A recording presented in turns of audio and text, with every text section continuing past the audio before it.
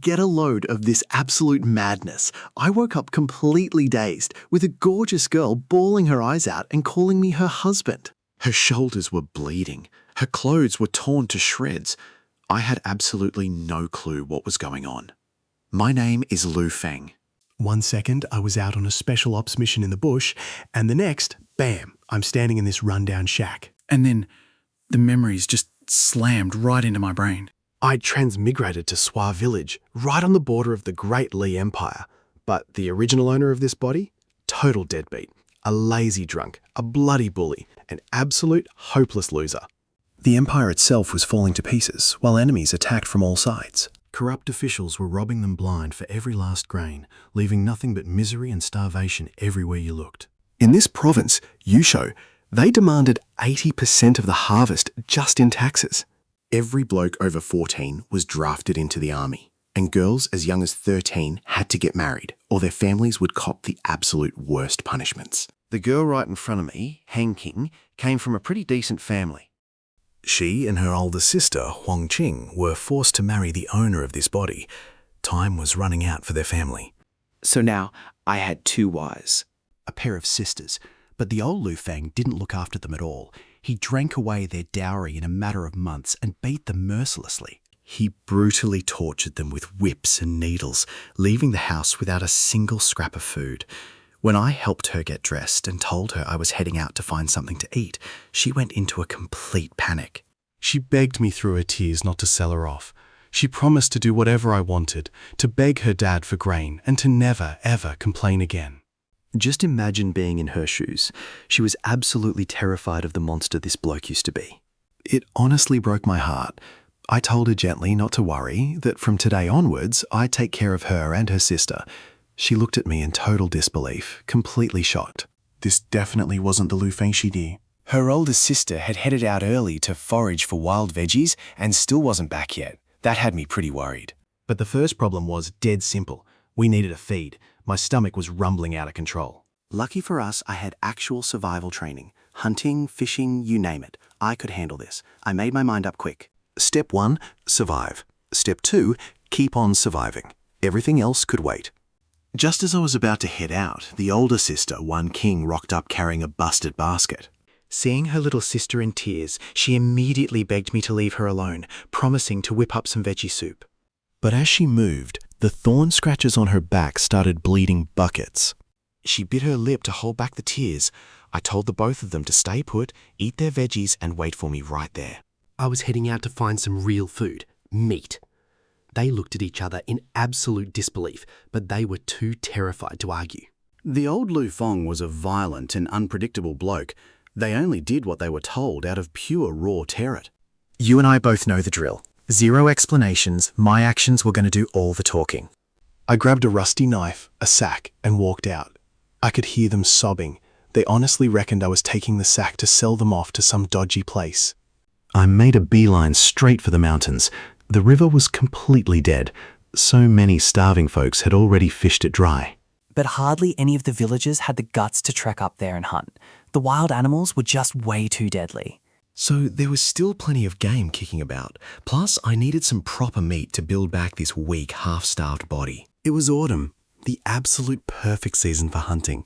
Without a bow, all I had was a wooden spear I carved while trekking up the hill.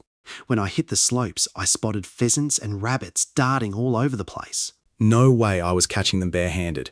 I rigged up a few traps using vines and dead branches, and then I heard a loud snap. A chubby little civet cat was absolutely smashing some fallen fruit. The poor little bugger hadn't even noticed I was there. I slipped behind a tree, bided my time, and chucked the spear with everything I had. It tried to leg it, but I already had its path mapped out. A dead-on hit, I sprinted over and finished it off quick smart with my rusty knife. I dragged the heavy beast down the mountain as fast as I could. The smell of blood brings out the bigger predators, and in my current weak state, even a wild boar would end me. While I was bolting down the hill, my brain was already putting a plan together. Its meat would fetch a decent bit of cash, and the hide was tough enough to make some proper bowstrings down by the village river. A bunch of women were down there washing clothes. Nearly all their husbands had been drafted, so they were just scraping by however they could, keeping an eye out for other blokes. When they saw me rock up lugging that massive civet, their eyes practically popped out of their heads. And trust me, you'd go absolutely mental too if you hadn't seen a scrap of meat in ages. Stick with me through this madness. Everyone was coming up to me begging, offering all sorts of favours just for a single cut of meat. I just told them to back off. I headed back home and found the sisters dead set staring at a bowl of wild vegetable soup, too terrified to even take a sip. They were waiting for me to eat first. That was the bloody rule that the old Lu Feng had forced on. They never ate before he did. I asked why, and Wang King's eyes just welled up with tears. She was terrified I'd bash her just for answering back, so I told him to have a look at what I'd brought home.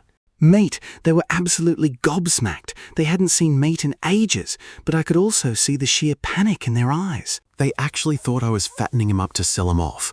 I quickly broke down my plan for them. I was going to carve off some meat for us to eat and sell the rest at the market. With that cash, I'd buy some proper tools for the house. When it finally clicked that I wasn't going to sell them, they just burst into tears.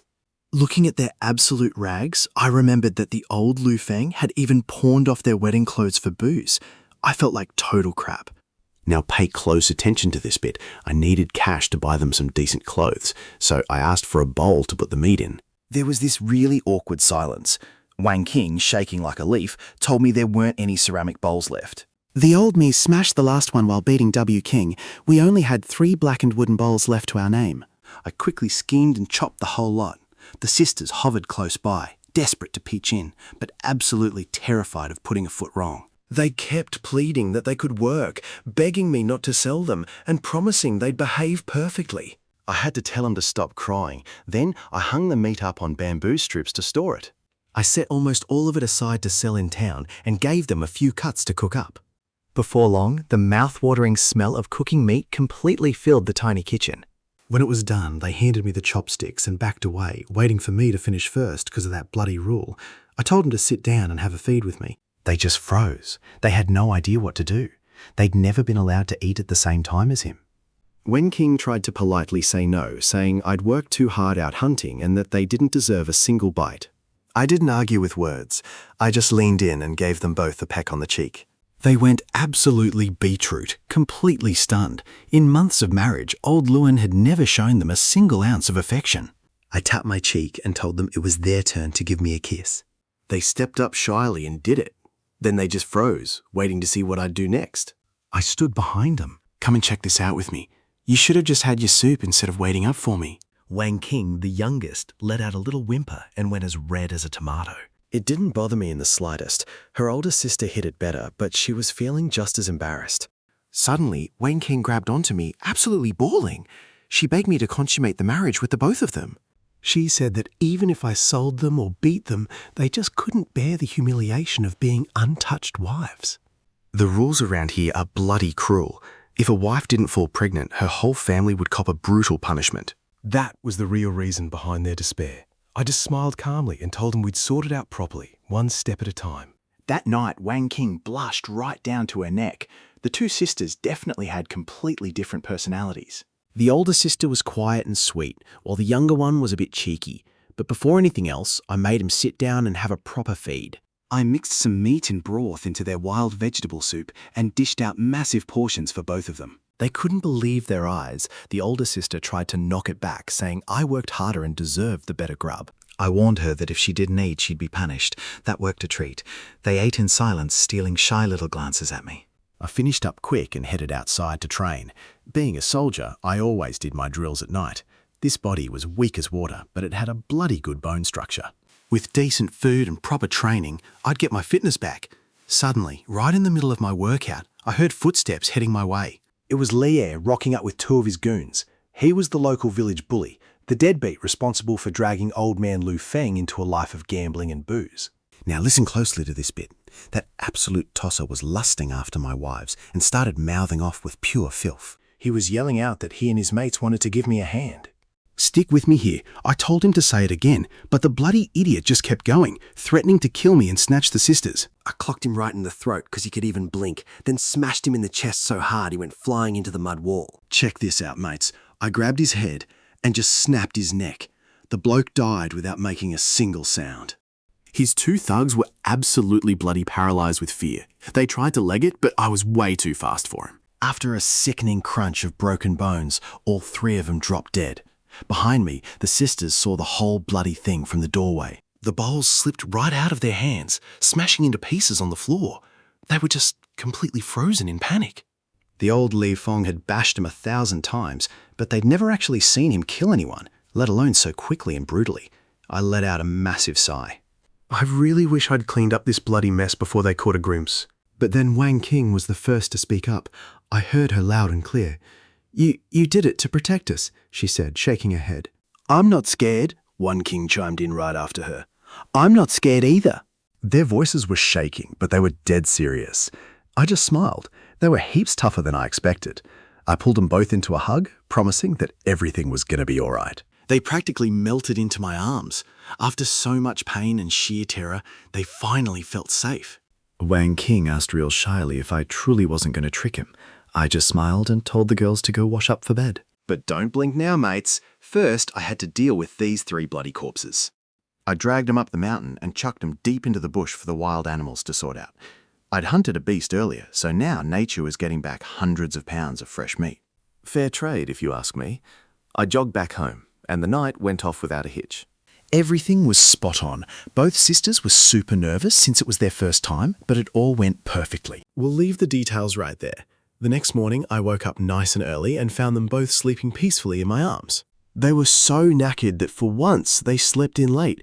The old Liu Feng used to force them out of bed at the crack of dawn just to cook. I let them rest. After a night like that, they definitely deserved it. When they finally woke up, the whole vibe was completely different.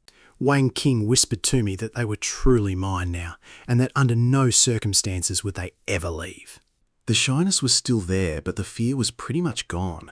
After freshening up a bit, I sharpened my rusty knife on a stone. It was my only weapon. I gave the girls some quick instructions and headed straight into town to sell the meat. The whole beast weighed around 30 pounds. I quickly tracked down a restaurant owner who was more than keen to buy it off me. After taking off the weight of the bones and scraps, the bloke paid me 2,800 coins. That's roughly 2.5 ounces of pure silver. In these dirt-poor times, that was a massive amount of cash. So I started my shopping spree. First stop, straight to the blacksmith. But between you and me, the quality of the local iron was absolute rubbish. Their smelting tech was pretty basic, but I still managed to find a decent enough axe, sharp and handy for both hunting and everyday chores. I also picked up some arrowheads so I could make wooden bows and arrows later on, and I ordered a custom forged spear. All up, that cost me 300 coins. Then I thought about my wives wandering around in old rags. I didn't have enough for silk, but I grabbed several rolls of plain cotton fabric. I bought cotton batting and stuffing for winter clothes, plus some pots and basic cooking gear. That wiped out another 500 coins in one hit. Next up on the list was tucker. At the grain store, I finally understood why folks were starving. Even the rough mixed grain cost 30 coins a measure. White rice was 100 coins, and flour was 60. I mostly stocked up on the cheap grain, but chucked in a bit of rice and flour too. It tasted like absolute garbage, sure, but it'd keep us alive right through the harsh winter. Come spring, I'd clear out the land and start farming. The final stop for the day was the apothecary. Both sisters still had injuries from the old Li Feng's abuse. We also needed medical supplies to treat any wounds back at the house. Plus, if they didn't heal up properly, our nighttime activities would still be pretty limited. And after last night, I knew there were heaps more things I wanted to try. Stepping out of the pharmacy loaded up with supplies, I noticed something super dodgy. Some bloke was acting all suspicious near me. I'd already spotted him 4 times today, always lurking in the shadows. When he caught me staring back, he shot me a deadly glare and marched straight toward the gambling house. Someone was tailing me. I instantly recognized the idiot trailing me. He was a lackey from the gambling house. The old Liu Feng used to hit the booze and gamble there non-stop, blowing everything, even the land. This sorry bastard saw my cash and was planning to round up his thugs. I wasn't worried in the slightest. If they came for me, I'd settle the old debts and the new ones once and for all. I hired an ox cart and headed back to the village bursting with supplies. The whole bloody town came out of their houses to stare. Since word had already gotten round, no one dared to mess with me directly. But they were following the cart, practically drooling. The neighbours surrounded my wives, begging for food. Trust me, mates, you'll want to see what happens next. Stick with me for this brutal yarn. Some were demanding rice, others wanted fabric for their kids. I chucked my axe straight at the door to shut the lot of them up. The blade bit deep. The timber groaned. I made my terms crystal clear. If their blokes chopped down trees for me, I'd trade every single log for half a kilo of rice. I needed the timber to fix up my place, but nobody lays a bloody finger on my wives or demands a damn thing from them. I'm the one calling the shots around here. After kicking the mob out, I handed the fabric over to the sisters. I told them to pick some bright colours, make themselves some decent gear, and stitch up some warm coats for the winter. They were absolutely gobsmacked by the quality. Not even the wealthiest families in the village wore stuff this flash. They tried to knock it back, saying I ought to keep the nice clothes for myself instead. I knew exactly what was going through their heads. They were still terrified I was just doling them up to sell them off to the highest bidder. I touched Wen Qing's hands. They were freezing cold, and she was shivering. I'm not cold, she reckoned. A downright lie. I gave him a gentle telling off and handed over the medicine. I told them to eat their dinner, get undressed, and wait for me so I could patch up their nasty wounds. While I was unloading the lot and doing all the heavy lifting without asking for a hand, the two sisters decided to head off and get dinner sorted. Wen Qing suddenly mentioned that a village woman named Xiaofeng Took him foraging today, helping him fill a massive basket with beautiful wild veggies. My blood ran dead cold in an instant. Xiaofeng, the missus of Liei, the bloke I killed yesterday. Now pay close attention here. I ripped the cloth off that basket, and just as I reckoned, the veggies were huge and absolutely flawless. In the middle of a famine where folks are chewing on bark, things like that just don't exist unless they're pure bloody poison. She'd handed him toxic weeds on purpose. I was absolutely ropeable. That wretched woman was trying to wipe us out using my own wife's hands to do it. I snapped at him, asking if they seriously didn't know the bloody things were poisonous. They dropped to the dirt, absolutely terrified, clinging to each other and bawling their eyes out. They thought I was absolutely livid with them. Wen Qing begged me to bash her instead and let her sister off the hook. She swore blind she'd never try to poison me, that she was so grateful for everything. I stopped yelling. I just dug through the basket in dead silence, tossed out the toxic weeds, and handed him back the safe veggies. I ordered Huang Xing to cook freeze runs up. She took the bowl with shaking hands and a completely dead look in her eyes. She reckoned I was going to force him to eat the poison as payback. In her head, poisoning your husband was a dead-set capital crime. Letting him die by their own poison would be an act of absolute mercy. She'd already made peace with dying. The wild veggies were boiling away right there. Out of nowhere, Wen Qing blurted out that she wanted to serve me one last time and started stripping off right on the spot. She honestly thought I was going to execute him. You lot thought the same thing, didn't you? I stopped her. She'd got the wrong end of the stick entirely. I took her into the bedroom for a totally different reason. I got the medicine out and gently rubbed the ointment over the awful gashes on her back. While I was doing it, I explained absolutely everything to her. The bloke who threatened to bash us was Li A, the village bully and Xiaofeng's lover. Xiaofeng handed over those poisonous veggies on purpose, since they were fresh into town. They had no clue about the village's filthy drama. I never suspected him for a second. After that, I called her sister in and patched up her nasty wounds too. Both sisters burst into tears when the truth finally clicked. I knew the whole story. I wasn't blaming them, and I was just keeping them safe. Their trust in me ran so much deeper from that bloody moment on. After dinner, I prepped up those poisonous weeds. I chucked some rice into a wooden bucket and headed out to settle the score with that bloody Xiaofeng. Hong insisted on tagging along. It actually caught me off guard. She seemed so sweet and quiet, but she was dead set on it. As far as she was concerned, a woman who tried to trick and murder her husband deserved to drop dead, and she wanted a front row seat to watch it happen. I respected that. In this savage world, my women simply couldn't afford to be soft. Xiaofeng saw us rock up and went white as a ghost. She'd been tailing me in secret that night and actually watched me slaughter those 3 blokes. She'd been way too rattled to catch a wink of sleep or even dare dob me in. Anyway, not a shred of evidence was going to survive the wild animals out there, so she cooked up this poison scheme using my innocent wives as her bloody weapon. I told her straight to her face that I would have let her live, but she just had to keep poking the bear. I grabbed her, hurled her to the dirt, and belted her across the face with everything I had. She tried to make a run for it but stumbled over our own clumsy feet. I wasn't about to give her half a second to start begging. I told Wen Qing to bring the bucket over. I figured I'd be doing the dirty work myself, but she actually stepped right up. Her hands were shaking, but her eyes were dead cold. She proved it right then and there. Anyone who comes after her husband deserves to drop dead. And trust me, this ending is bloody brutal. By sheer force, she rammed that poison straight down her throat. Come with me to check out this absolute madness. She picked up that wooden bucket and smashed it right over Xiaofeng's head. Xiaofeng was dead. The second it was over, all of Wang Qing's strength just completely vanished. She collapsed into my arms, shaking uncontrollably, barely even breathing. She whispered to me that she never wanted to be a burden to me. I held her so tight. I told her she never ever would be. I took her home and left her to rest up with King. I had way more urgent matters to deal with. I started crafting a bow. The sea batter hide was already dry. I burned off the fur, soaked it, and cut it into super thin strips, braiding them in groups of 3 to make the perfect bowstring. That civet hide was pretty flexible, but it wasn't exactly the ideal choice. Down the track, I'd need animal sinews for a truly deadly bow, or maybe even a crossbow. But this would do the trick. With a proper bow, hunting would be an absolute breeze. Suddenly, I heard loud banging outside. I grabbed my axe and bolted straight out. 3 scrawny blokes were standing there, lugging these massive logs. It was bloody incredible. Someone actually took me up on my deal. The leader was Tian Lao Bao, a towering, dead-set honest bloke. He showed me the logs, top-notch fir wood, absolutely perfect for building. Hang San and Lam Jangle were cut from the same cloth, hard-working, loyal farmers with zero bullshit. I called the sisters to bring out the grain. I gave them 2 bowls of rice each, exactly as I promised. Tian Laoba tried to knock back the extra, reckoning that 1 bowl was plenty. I absolutely loved that honesty.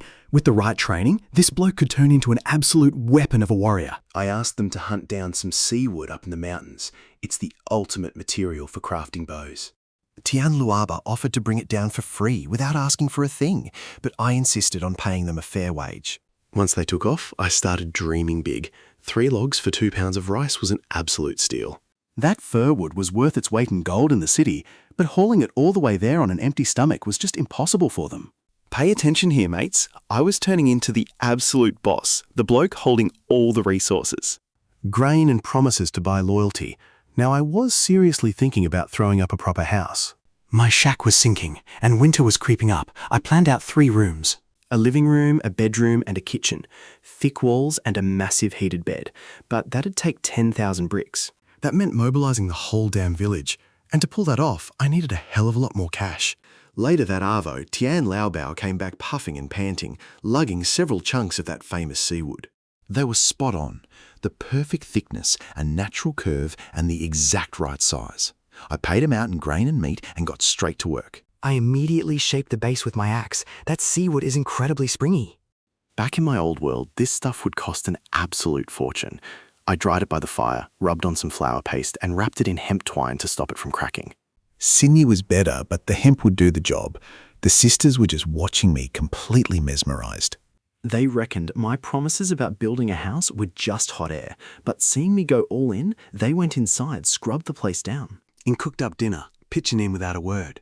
That night, I knocked together the arrows. I had iron tips, but I still needed the shafts. The sisters sat huddled together under the lamp, stitching up the big quilt. Wang Qing was super focused. Wang Qing would giggle and blush red every single time she caught me looking at her. We spent another bloody amazing night together. The very next morning, I geared up and headed up the mountain. My first stop was where I dumped the bodies. See that? Not a single trace left. Not even a drop of blood. Some massive predator had swallowed up absolutely everything. That meant there were some nasty beasts prowling nearby. I kept my bow drawn and stayed sharp. Half an hour later, I reached the edge of an ancient forest packed with colossal trees. Deep valleys and the echoes of wild animals ringing out. I hiked up a ridge to get some high ground and spotted exactly what I was after. Deer. I was absolutely stoked. Deer meant prime, high-value meat. And even better, their sinews are the ultimate material for bowstrings and tools. Since they were moving in a herd, I figured I'd bag a few. I crept up to within 10 metres of a massive alpha male. Pure muscle, huge antlers, and fattened up from the autumn feed. I drew back the bow and let it rip without a second thought. And trust me, it was bloody epic. The arrow punched clean through the beast. I wasn't in any rush at all. I tracked it at a steady pace, just watching its breathing give out as it completely bled dry.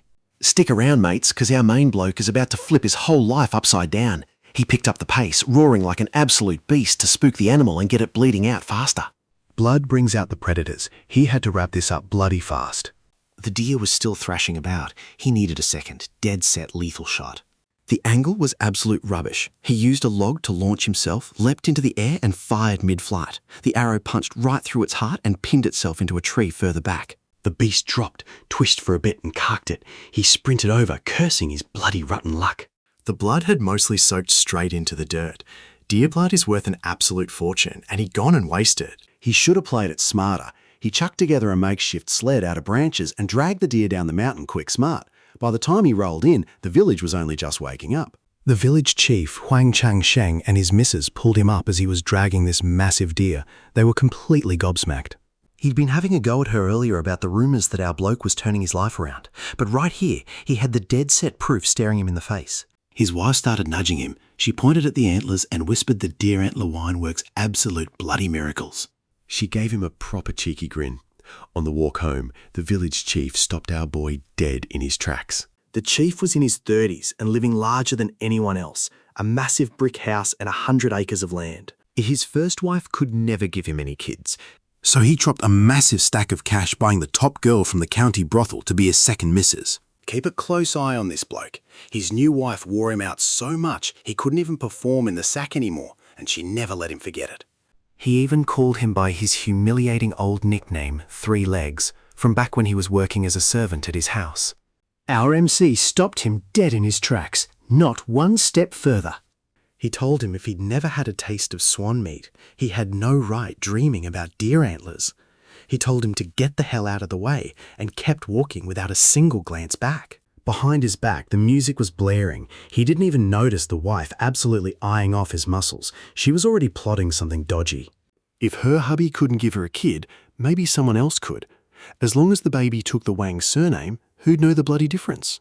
Back at the house, the sisters were absolutely gobsmacked by the massive deed. He let them cook up a bit of the meat while he headed out to track down some wild herbs. Especially Huang Jingroot. He'd spotted some earlier. On his way back, he caught Huang Changsheng bashing his missus right out in the open paddock. It wasn't his business, but he had a brainwave. The local wine was weak and sour, basically complete rubbish to drink.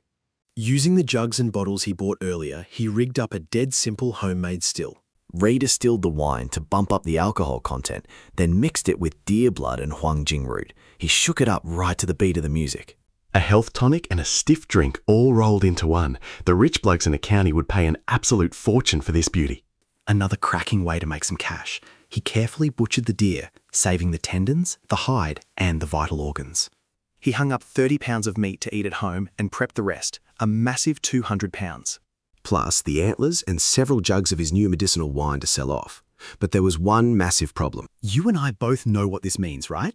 The only option was an ox cart, and the only bloke in the village who owned one was Huang Changsheng. Yep, the exact same bloke he insulted that very morning. He was the biggest tight ass in the entire village. A miserable prick who charged his workers for absolutely everything. Swallowing his pride, he grabbed 100 coins and headed over there. It was the nicest house in the whole joint. Brick walls and a high roof, backed by generations of absolute filthy wealth. At the entrance, he spotted his brother, Huang Changshuan. He was peeping inside like an absolute creep, with his hands busy below the belt.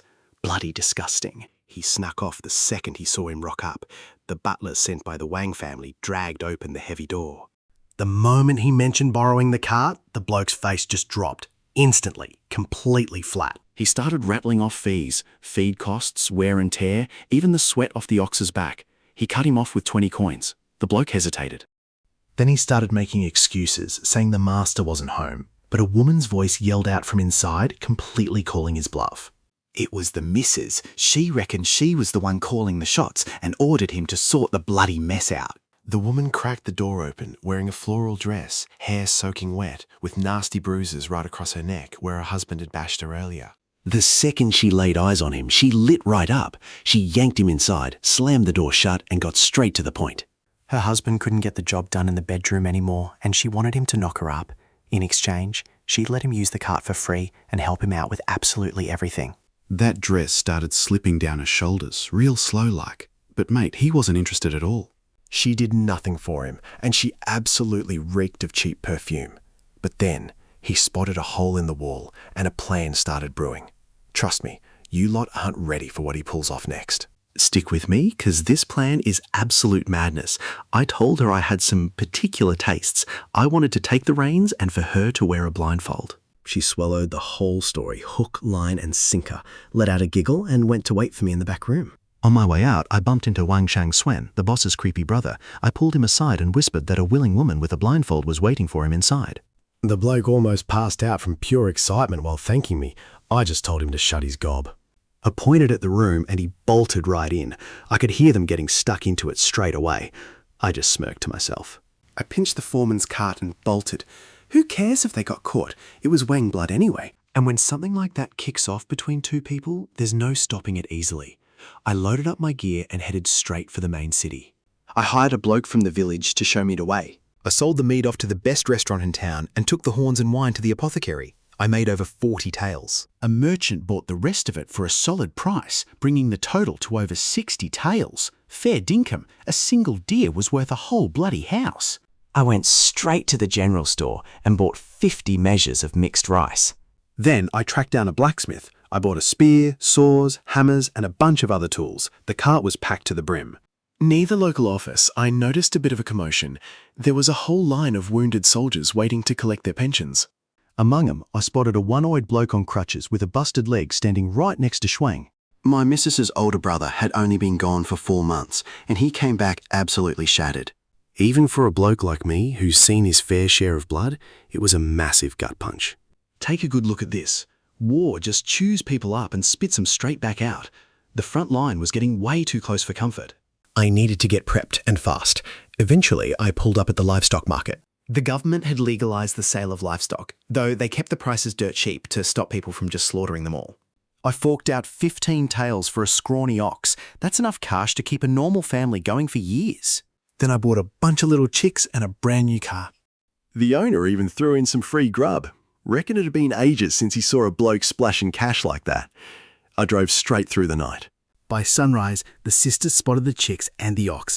They absolutely lost their minds with joy. They were hugging and kissing me right then and there. In a starving world like ours, having animals meant your future was dead set. Wang King rushed straight off to cut some grass for our ox. Wang King rigged up a little pen for the chicks. I took the cart straight back to Wang Shangxing. His missus shot me a glare so full of rage you'd think she wanted to murder me on the spot. She definitely figured out by now that I wasn't the bloke who walked into that room. But that's not my bloody problem anymore. A couple of days later, everything at home was finally sorted. I loaded up the new cart with blood wine, 25 kilos of grain, plus some rabbits and pheasants from my traps. Then I headed off to the county with both the sisters. I handed Wang King a little pouch with 2 silver taels in it and told her it was a gift for her folks. She looked up at me, her eyes all red and welling up with tears, feeling the cozy warmth of the brand new clothes I'd bought her. I know exactly what you lot are thinking. Out of nowhere, she blurts out that both of them wanted to give me kids. I teased him a bit, asking how many they wanted.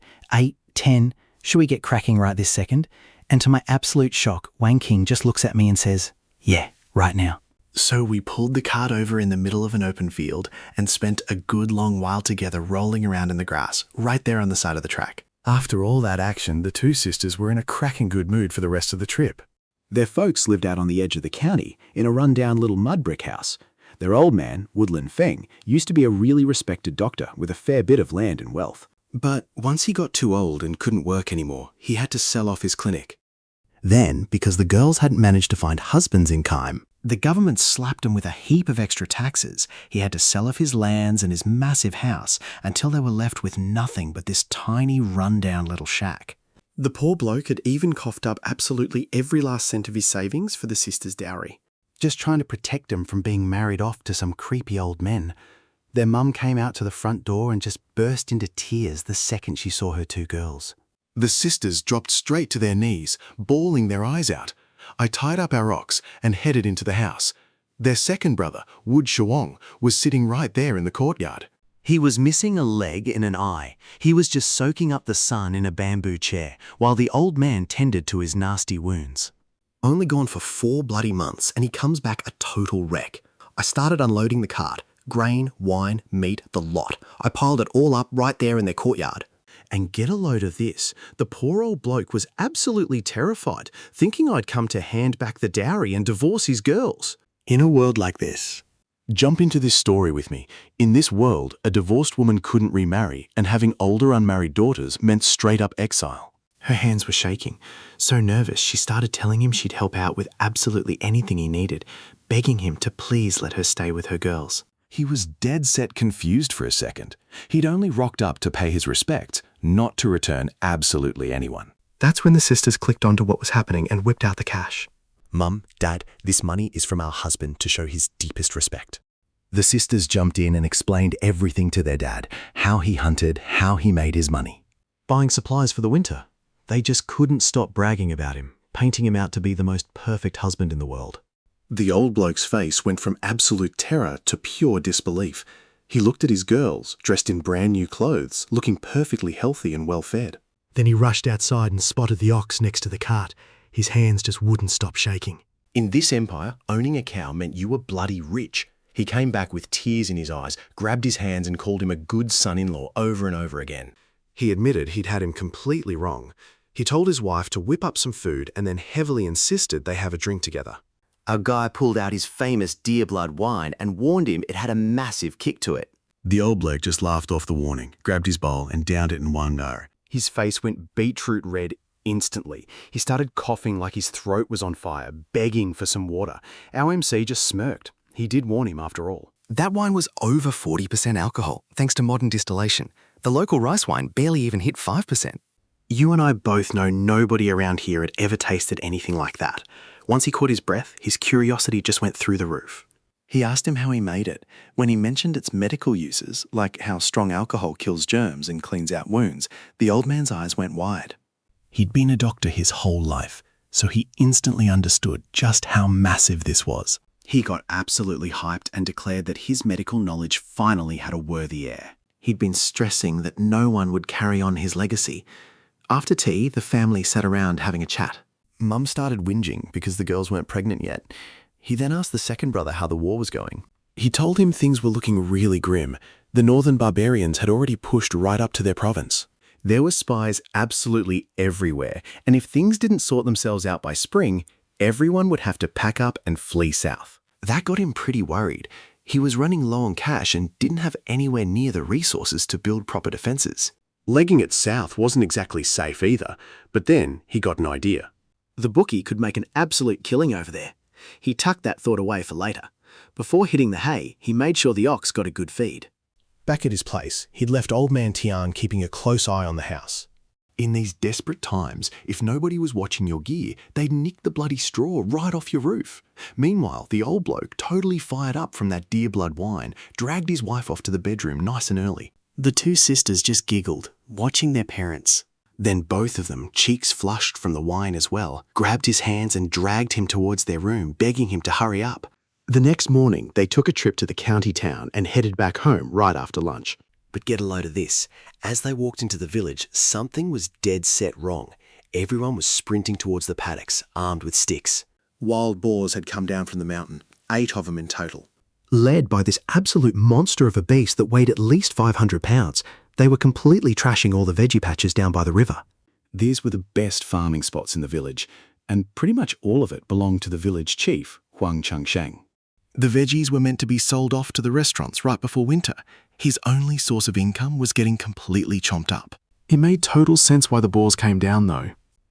Out of pure desperation, the locals had ripped up all the fruits and roots from the mountain, leaving the animals with absolute bugger all to eat. So the boars came down to feast on the crops. Wang Changsheng was screaming at his farmhands to get in there and kill the lot of them. But nobody budged an inch. 3 young blokes had already given it a crack and ended up seriously injured. The Boar King sent them flying with a single hit. These guys had no real weapons and 0 strength. Running in there was practically a death wish. But when he rocked up, everyone's faces lit up. The village women were looking at him completely smitten, with literal hearts in their eyes. After that whole incident with the civet and the deer, he'd become an absolute legend around here. Huang Changsheng instantly tried to pin the blame on him. He reckoned his house attracted the animals, and now he owed him for all the bloody damages. Our guy just sidestepped, letting the bloke fall face first into the mud. Trust me, you're going to want to see what happens next. Stick around, mates, because this reincarnation is absolutely brutal. I told him it was the dumbest load of rubbish I'd ever heard, and if he was going to crack the shits like that, I'd just let the wild boars eat him alive. His bloody problem, not mine. He dragged himself over to me covered in black mud, bawling and begging for his life. So I laid down the law and made my terms crystal clear. For every single villager who pitched in, he'd be coughing up 30 coins straight out of his own pocket. Anyone who copped an injury would get 10 more, and absolutely all the meat belonged to me. At first, the bloke spat the dummy and said no. He grabbed a thick branch and charged straight at the Boar King. The branch smashed to pieces in a split second. The beast sent him flying through the air, then rammed right into him, tearing his back to shreds with its bloody great tusks. Blood went absolutely everywhere.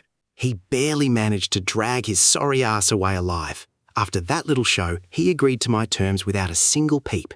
I yanked my spear out of the ground and strolled right up to the mob. Hang Chang Sheng was going to cough up 30 coins for every single person. I'd be running the hunt, and every last one of them had to follow my orders to a T. The meat was mine, but I reckoned I'd share some with the blokes who lent a hand. I asked who was keen to jump in. His workers jumped at the chance, absolutely stoked.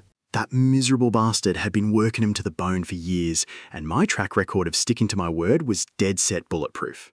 Ever since Tian Laoba started working for me and having meat on the regular, the whole bloody village had been keen to get a piece of the action. They lined up like proper soldiers ready for a scrap. Now listen closely to this plan, mates, because it is pure bloody genius. Wild boars are way too tough for a straight-up head-on attack. Thick hide, absolute mountains of muscle. Your standard everyday weapon isn't going to punch through that easily, so I split us up into 3 squads. Tian Laoba and Hang San were put in charge of baiting the big bastards, riling them up and leading them straight toward the timber. The setup was to make them smash head first into the boulders. The second they were dazed, the boys would bash their skulls in with massive rocks. I'd be the one delivering the kill shots. I made a beeline right for the big boss, the Boar King. Point blank range, my arrow slammed right into its forehead, burying itself deep into its thick skull. The massive beast charged me with the bloody arrow still sticking out of its head, baring its tusks with pure, murderous rage. But it barely managed 2 steps before it face-planted right into the mud, gasping for air. After that, the squads worked an absolute treat. They ran those boars in circles until the big buggers were dead on their feet. Every single time one of them stumbled, I'd sink an arrow into it. In a matter of seconds, all 8 were dead. Bloody brilliant. Right in the middle of our little celebration, the boss's useless bloody brother rocks up, demanding a cut of the meat. You lot definitely saw this coming, didn't you? He had the gall to bring up that little favour I did with his sister-in-law, hinting he'd dob me in if I didn't hand over his share. I almost pissed myself laughing. He was the drongo who actually slept with his own sister-in-law. That was definitely not my problem. When I told him to bugger off, he actually tried to swing at my face. Massive mistake, mate. I grabbed his wrist and completely crushed it.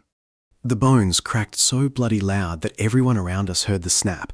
Then I popped his shoulder right out of its socket. He hit the dirt, screaming his lungs out. Just to make sure the message really sank in, I tossed my spear up, caught it, and slammed it straight into the dirt right between his legs. The blade stopped a single millimetre away from his family jewels. The weak bastard passed out cold. I gave him a quick smack across the chops to wake him up, then headed over to butcher the catch. Honestly, that whole tough guy act wasn't really meant for him. I wanted every single person in this village to see exactly who they were dealing with. I needed them to trust my word like absolute gospel and be absolutely terrified of what I could do. Yeah, meat's worth a fair bit, but carving out pure authority and rock-solid loyalty was worth more than 1,000 of those bloody pigs put together. I didn't kill Huang Changxuan either. A full-blown turf war with the Wang family just wasn't on the cards yet. But the villagers absolutely frothed over the show. They swarmed around me, hyping up my aim and begging me to teach them how to scrap. I started dishing out the rewards. Tian Laoba, Hang San and the cook each scored an entire leg and 10 extra pounds of meat just for stepping up and leading. Every other bloke got handed 5 pounds of meat and guts.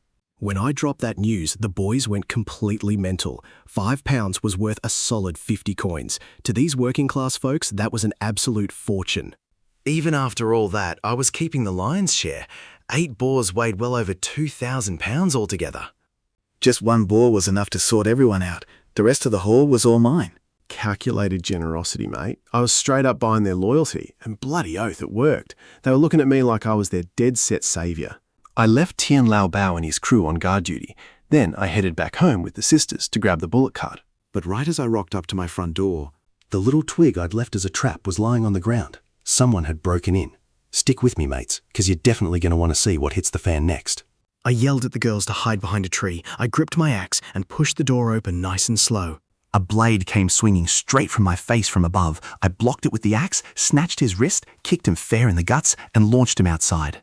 Right then, another blade came slashing in from the side, way bloody faster. I dived out into the courtyard and the door slammed shut right behind me. A bloke with a longsword rocked up out of nowhere, completely cutting off my escape.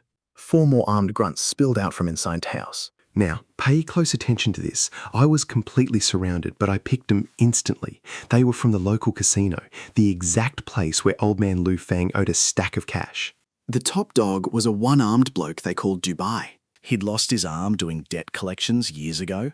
Ever since then, he turned into a totally ruthless monster. He ran the casino and the pub for the real boss, pulling the strings in the shadows. He grinned at me, and mate, he made his intentions bloody clear. Old Man Lu Feng had sworn that if he couldn't cough up the cash, he'd hand over his wives to settle the tab.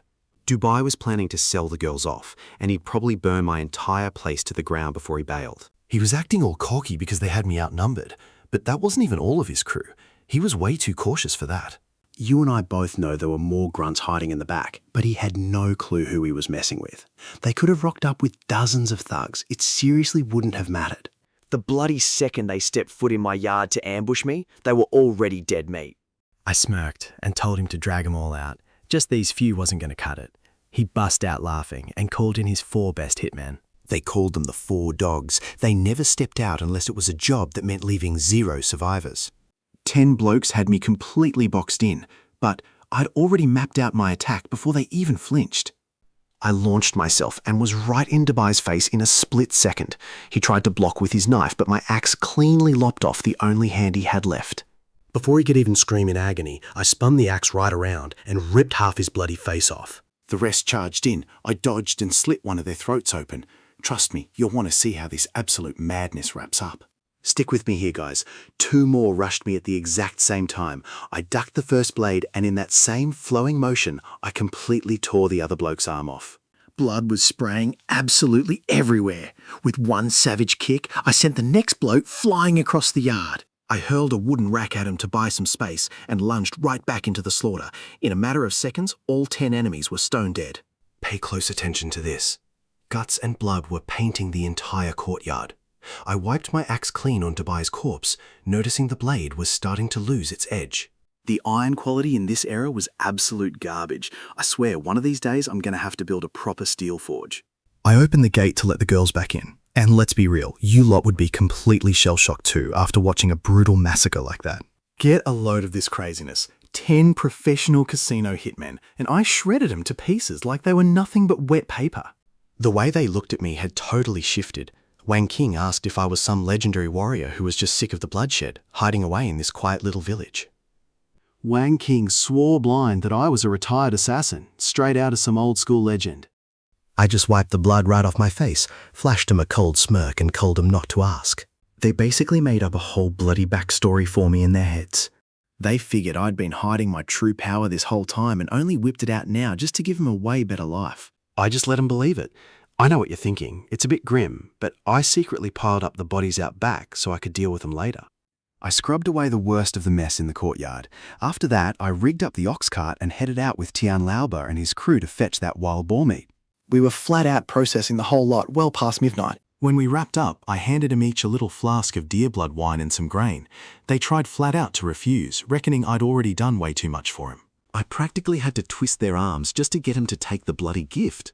While we were working, I managed to get some solid intel out of them about the village. You know who the most reliable blokes were, and which of the women were actually capable and loyal. They figured I was just looking for a hand to build my house, so they were super keen to recommend people. I memorized every single name. Pay close attention here, because I was building something way bigger than just a house. After loading the processed boar meat onto the cart, I pulled out something I'd got custom made at the county blacksmith. A weird-looking gadget with a bow mechanism mounted on some timber and a groove carved out to hold an arrow. A completely lethal crossbow. Wang King just stared at it, absolutely baffled. She'd seen me pick it up at the smithy, but she just figured it was a spare part for the cart. Wang King didn't have a bloody clue what the thing actually was. Thought it was just a spare. I drew the string back and calibrated it in the light. Trust me, you and I both know there's a brutal fight coming. Come with me. I explained to her that this absolutely devastating weapon was called a crossbow. The blacksmith who chucked it together had never seen a design anything like my sketch. Now, that meant one of two things. Either the Empire didn't know they existed, or the government had completely banned them. Either way, it'd be an absolute goldmine down the track. But for now, it was just going to be used for hunting and keeping us safe. I'd knocked together 2 smaller ones for the sisters, but I didn't have time to show them. When I told the girls I was heading out tonight, they got super worked up. Wang King grabbed my arm, practically begging me not to go to that bloody brothel. She even offered to go herself to pick up some tricks from the working girls if I just stayed home. I nearly died laughing. These two are going to be the death of me one day. I ended up just telling them the truth. I'd just wiped out 10 thugs from the casino. Their boss was probably already getting suspicious. If I didn't nip this in the bud tonight, they'd just keep coming for us, over and over again. I gave them both a kiss and promised I'd be back before sunrise. I drove the cart out into the pitch black and rolled into town about an hour later. The Hanyuan Casino was the biggest joint in the whole bloody place. This fancy gold-plated building, you literally couldn't miss it. But I wasn't about to just waltz through the front door. I hopped up onto the roof, lifted a few tiles, and scoped the whole thing out from above. See, this wasn't just about killing. I sussed out exactly where they stashed their cash. With the war looming, silver was absolutely everything. I was gearing up for a massive heist. The place had roughly 30 armed guards living there full-time, getting a steady wage and a roof over their heads. The boss, this big bloke named Lee, finally rocked up late in the night, totally surrounded by his bodyguards. His top enforcer, young Thursel, known as the Third Master, a bloke with only 9 fingers, came sprinting over and whispered that Dubai's crew hadn't come back. The boss just started swearing his head off at his useless men. Seriously? They couldn't handle one single guy named Liu Feng? Now watch closely. I smirked from up on the roof, aiming my heavy crossbow right at his thick neck, but I didn't take the shot just yet. That Third Master was a seriously dangerous combat veteran. I wasn't scared of the bloke, but taking on 30 men with an expert like him around, yeah, that wasn't exactly smart. So I just waited for the absolute perfect opening. I let the bolt fly. It sliced through the night air and brutally tore straight through Boss Lee's neck. He grabbed at his throat trying to scream, but nothing came out. Blood was just gushing right through his fingers as he collapsed hard onto the floor. In the very last seconds of his life, he caught a glimpse of my shadow up on the roof. The Third Master dove under a table, but my crossbow punched straight through the timber, nailing him right in the shoulder. He'd never seen a weapon like that in his life. He yanked the bolt out of his shoulder. The second he saw his boss was dead, he tossed any kind of loyalty right out the window and then tried to jump out of one himself to escape. I dropped down from the roof before he even had a chance to move. He spun around, slashing upwards with his knife, but mate, he was way too slow. My sword sliced right through his arm and ripped his throat wide open. He hit the deck knowing exactly who had put him down. The entire casino just erupted into absolute chaos. Gamblers were nicking cash right off the tables, practically bashing each other to death. And with all that noise, nobody even noticed me gliding right through the mob. Can you even picture it? I was moving like a bloody dancer. Every guard that crossed my path just dropped. I wiped out 12 of them before they even had time to blink. The last major threat left was Big Head, the third in command of this whole shady operation. The bloke wore iron knuckle dusters and fought dirty as hell. He even grabbed a random bystander to use as a human shield the second I lunged at him. His counterattack came damn close to gutting me. He was fast and clever, but just not clever enough. I dodged his punch, faked a kick, and while he was off balance, drove the blade clean into his gut. As he lay there dying, he asked who I was. I just told him he never should have messed with me. The rest of the guards saw their 3 best blokes dead on the floor, and just like that, they completely lost their nerve. They were screaming like they'd seen bloody demons and scrambled to run away. Not a single one made it out. One wounded bloke was dragging himself towards the exit in the pitch black. I took him down with a crossbow bolt straight from the shadows. After clearing the place out, I found the cash and loaded everything onto my cart. Then, I burnt the whole bloody building to the ground. The bottle shop caught fire and the whole joint just kept exploding over and over again. The casino and the tavern were completely reduced to ashes. By morning, I drove my cart down to the market as cool as a cucumber, just like any regular merchant. Right behind my back, the county officers were sifting through the smouldering ruins, dragging out the charred bodies. And trust me on this, among the investigators was Wu Xiaowang's brother. Wu Xiaoyang, our MC's brother-in-law and a county officer. They sent him down to investigate the mysterious fire. Get a load of this madness. He rolled past the crime scene with his car, cool as a breeze, without even blinking an eye.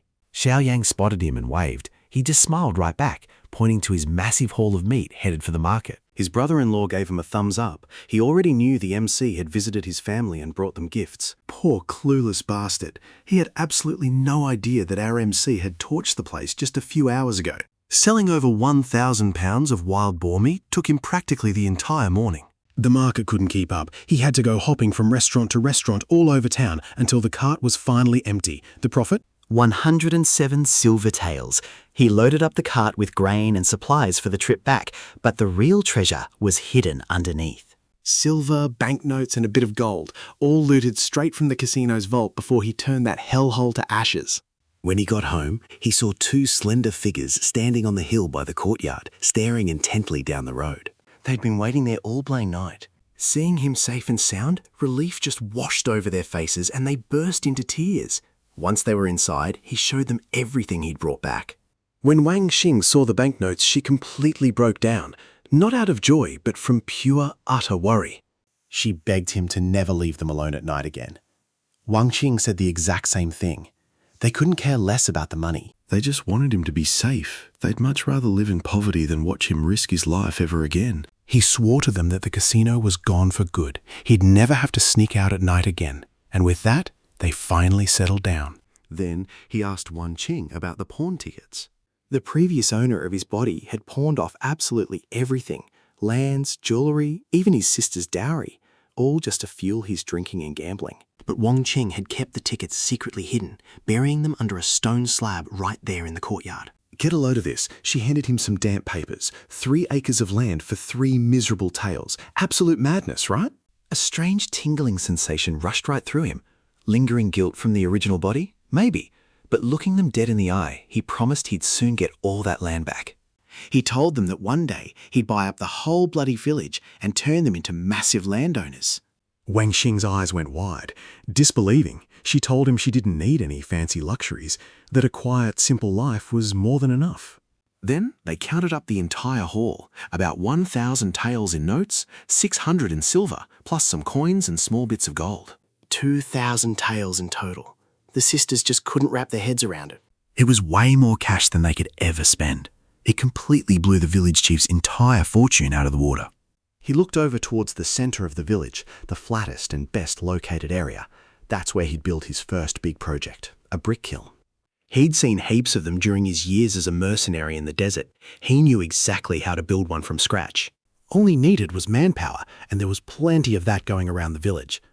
After a bite to eat, he sat down on a rock in the yard to map out every single detail. But the sheer brutal exhaustion of the past few days hit him like a ton of bricks, and he fell completely fast asleep right in the middle of the afternoon. When he finally woke up, it was already pitch black outside, and his 2 gorgeous wives were resting right by his side. The rest of the world could bloody well wait. The next morning, as soon as he opened his eyes, they already had hot water and a proper brekkie waiting for him. Now, I know exactly what you lot are thinking, but hold on to your hats. While he was getting ready, Wang Qing dropped an absolute bombshell. They needed to find him a concubine. At first, he thought it was because of their nights together, that they just couldn't keep up with his stamina, but she quickly explained the real reason. They'd been together for a fair while now, and neither of the sisters had fallen pregnant yet. Under Yushu law, a bloke without any kids could get all his stuff seized and be dragged off to the army. If he got taken away, the girls would lose absolutely everything. So more wives meant a better shot at having an heir, plus an extra set of hands around the house. They even dropped to their knees to beg him. Wan Qing came clean and admitted she already had the perfect girl in mind. A childhood mate from the county, smart, capable, and only single because she was way too proud to settle for just any random bloke. Her family was copping a massive punishment from the government just because they refused to marry her off. He tried to brush it off, told them not to stress about having kids or the military draft, but they weren't backing down. Wang Qing was dead serious. It was bloody obvious she'd thought this through right down to the last detail. She was protecting the family from every possible angle. She was already shaping up to be the absolute perfect head of the house and main wife. He ended up caving in and let her write the letter. When he stepped outside, 4 nervous teenage boys from the village were waiting for him, clutching bags of gifts. They wanted to learn how to hunt. What do you guys reckon? I guess we'll just have to wait and see. Come along and have a squiz at this absolute ripper. Their families sent over their most prized treasures as gifts, and I went through them with a fine-tooth comb. Hang In, Sheng Hong Da and Li Long came highly recommended by Tian Laoba. Top blokes, honest and hard-working. The fourth bloke, Wang Fei, was a bit on the scrawny side, but bloody quick on his feet. I'd already sussed him out during the wild boar hunt, and his gift? The cheapest of the bloody lot. He was only in it for himself. Your classic sneaky bastard, always looking to score the biggest payout with the absolute bare minimum effort. I took the gifts. Knocking them back would have been a massive slap in the face. But I made one thing crystal clear. No bowing down and absolutely no calling me master. I handed over some bows I knocked together from scrap wood, along with the traps Tian Laoba brought in. My one and only rule, out of everything they bagged, they'd hand over exactly 1/3 to me. If they managed to stick to this deal all through winter, straight into spring, the gear would be 100% theirs, and the whole tribute rule would be dead and buried. Long, the sharpest tool in the shed, clicked onto it straight away. It was practically a giveaway. They were already trekking up those mountains anyway, scrounging for supplies anyway. This just gave them the absolute perfect gear to get it done. But there was no way in hell I was sharing the crossbow. That was my biggest ace in the hole, my absolute top secret. Any random tradie in the village could knock off those basic bows, but the sheer stopping power and dead-eye accuracy of my crossbow, that was on a whole other level. If that tech ever got out to the public, my massive advantage would go straight out the window. I handed the four lads their bows and arrows. I deliberately palmed the weakest weapon off to Wang Fei because I just didn't trust the bloke. Plus, not a single arrow had an iron tip. Good enough to drop rabbits and pheasants, but absolutely nothing else. I wanted to give them a heads up about the dangers, but they were so fizzing with excitement they bolted out the door before I could even finish my sentence. Well, where King was sifting through the gifts, she picked up this round dirt-covered lump. She had no bloody idea what it was and was terrified it might be toxic. That whole mess with Xiao Fang was still fresh in her mind. But get a load of this. I took one squiz at it and my heart nearly pounded out of my chest. It was a sweet potato. Thanks to my past life, I knew its history inside out. Some merchant risked absolutely everything to smuggle them in. Once they were grown on a massive scale, famines were basically wiped out overnight. This crop shoots up like a weed, gives massive yields, and just one sweet potato can sort you out for a whole meal. If I could actually pull off growing them, my entire world was going to flip upside down. Sweating bullets, I begged Huang Qin to dig around for more. She managed to dig up a second one right at the bottom of the bag. A bit smaller, already sprouting, just bloody perfect for planting. I told her straight to stash it somewhere super warm and safe. Since sweet potatoes absolutely cannot survive a deadly frost. As for the smooth one without the sprouts, I told her to steam it up for us. She seriously doubted that ugly little root would taste any good. I cheekily told her that absolutely nothing would taste quite as ridiculously good as her and her gorgeous sister. She went as red as a beetroot and started playfully thumping my chest with her tiny little fists. Well, one thing led to another and I ended up scooping her up in my arms and carrying her straight to the bedroom. When Wang King finished writing her letter and caught us in the act, she tried to look away, but I made her look right at me. I didn't wake up from that absolute dream of a session until way late in the arvo. It was the first time I've ever felt completely knackered. The sisters dragged themselves out of bed a bit later, faces flushed, hair looking like a bird's nest, legs shaking like leaves, just to whip us up some tea. When that steamed sweet potato was finally ready, Wang King took a tiny little nibble and her eyes went as wide as saucers. She'd never tasted anything so bloody soft and sweet in her entire life. Then W. King had a crack at it and practically squealed with absolute joy. I passed up my share and just stuck to the rice porridge. They flat out tried to refuse, but I just gave them a dead serious glare until they'd scoffed down the whole lot. I was thinking the exact same thing as you guys. Time to finally hit the sack. But nah. After tea, I planned to take a stroll around the village to buy up land from dead broke families. Most of them had sold off their blocks out of pure raw desperation.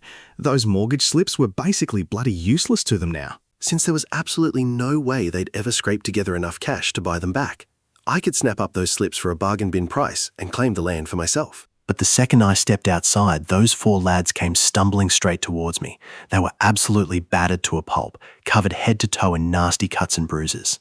The bloke in the worst shape was lugging some massively heavy bags. His face was an absolute mess, his chest was ripped right open, and he was barely hanging on to life. One look was all I needed. These bloody idiots had actually gone out hunting a massive predator with those flimsy little bows I'd given him. Those weapons would struggle to drop small game, let alone a huge beast. I bloody well warned them they were only meant for rabbits and birds. They didn't listen to a single word I said, and now one of their mates was bleeding out right in front of me. The boys stumbled inside, absolutely packing themselves, all babbling at the exact same time about some horrific towering monster the size of a bloody mountain. I knew straight off the bat it was a bear. They've got hide like armor. Even a rifle's got to hit him dead in the heart. And that's where we're wrapping it up. Reckon you're ready for what happens next? Stick around, because things are about to get bloody intense. Their wooden arrows were completely useless. I asked who led them up there. Hang Fei, the reckless idiot, obviously. I looked over at the bloke, but he'd already kicked the bucket. Chest absolutely smashed in, face completely unrecognizable. There was no saving him. I gave the order to bury him straight away. I handed the other 360 coins to go find a doctor. They were dead set speechless at the generosity. Working under Huang Chengsheng, they'd never seen a single bit of help after getting knocked around. And there I was, paying for their own bloody stupidity. They warned me the bear was lurking right near the edge of the bush, way too close for comfort. That was a massive problem. There was no way I'd let some beast anywhere near my wives. I also asked about the sweet potato, wanted to know who brought it in. Sang Hongda reckoned it was Hang Fei. Ironically, the dumbest bloke in the group managed to bring back the biggest prize. I asked where he dug it up, and they gave me a rough idea of the spot. First light, I headed up into the mountains, following their directions. I tracked that bear all through the valley, but only found its prints. 0 bears. Looked like the beast had already cleared out. Now pay close attention here. I headed over the ridge and things got super weird. On the other side of the mountain, I found a dead horse. And get this, it wasn't wild at all. It had iron horseshoes in a bridle. Something absolutely massive had completely ripped its guts out. Organs devoured and meat all chewed up, it was definitely the bear. But the big question was, why the hell did it only eat part of it? I climbed up a rock to get a better look.